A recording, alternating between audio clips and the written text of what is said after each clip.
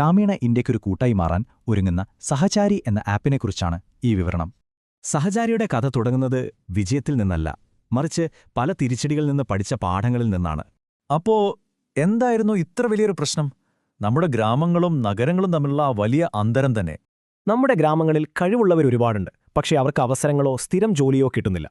അതുകൊണ്ട് തന്നെ ലക്ഷക്കണക്കിന് ആളുകളുടെ ജീവിതമാണ് ബുദ്ധിമുട്ടിലാവുന്നത്. അവരുടെ സ്വപ്നങ്ങളാണ് ഇല്ലാതാവുന്നത്. വിപണി കിട്ടുന്നില്ല, സ്ഥിരമായി ജോലിയില്ല, ആവശ്യത്തിന് സേവനങ്ങളുമില്ല, അവസരങ്ങൾ വളരെ കുറവ്. ഈ പ്രശ്നത്തിന് ഒരു പരിഹാരമായാണ് സഹചാരി വരുന്നത്. ഗ്രാമങ്ങളെയും അവസരങ്ങളെയും ബന്ധിപ്പിക്കുന്ന ഒരു ഡിജിറ്റൽ പാലം.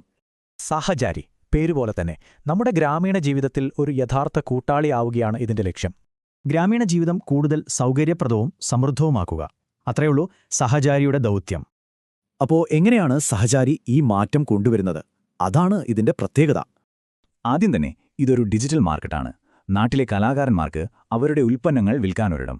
അതുപോലെ പ്ലംബർ, ഇലക്ട്രീഷ്യൻ പോലുള്ള വിശ്വസ്തരായ തൊഴിലാളികളെ എളുപ്പത്തിൽ കണ്ടെത്താനും ഇത് സഹായിക്കും. പ്രത്യേകിച്ച് കുടുംബശ്രീ പോലുള്ള വനിതാ കൂട്ടായ്മകളെ ശാക്തീകരിക്കാനും ഈ ആപ്പ് സഹായിക്കുന്നുണ്ട്. അതായത് കലാകാരന്മാർ, കർഷകർ, സ്ത്രീകൾ, വിദ്യാർത്ഥികൾ, ഗ്രാമത്തിലെ എല്ലാവർക്കും ഇത് പ്രയോജനപ്പെടും. ഇവരുടെ പ്ലാൻ വളരെ സിമ്പിളാണ്. ആദ്യം ഒരിടത്ത് തുടങ്ങി അത് വിജയകരമാക്കിയ ശേഷം ഇന്ത്യ മുഴുവൻ വ്യാപിപ്പിക്കുക. ഈ യാത്ര തുടങ്ങുന്നത് നമ്മുടെ കേരളത്തിലെ ചിറ്റൂർ താലൂക്കിൽ നിന്നാണ്. അവിടെയാണ് ഇതിന്റെ പൈലറ്റ് പ്രോജക്റ്റ്.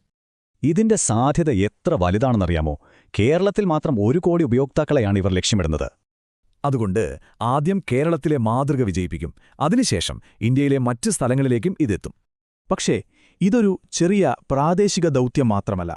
ഇതിന് ആഗോളതലത്തിൽ തന്നെ വലിയ പ്രാധാന്യമുണ്ട്. തൊഴിലവസരങ്ങൾ ഉണ്ടാക്കുന്നതിലൂടെ ഐക്യരാഷ്ട്രസഭയുടെ സുസ്ഥിര വികസന ലക്ഷ്യങ്ങൾ കൈവരിക്കാനും സഹചാരി സഹായിക്കുന്നു. അപ്പോ ഒരു ചെറിയ തുടക്കം ഒരു രാജ്യത്തിന്റെ ആകെ കൂട്ടാളിയായി മാറുമോ? കാത്തിരുന്ന് കാണാം.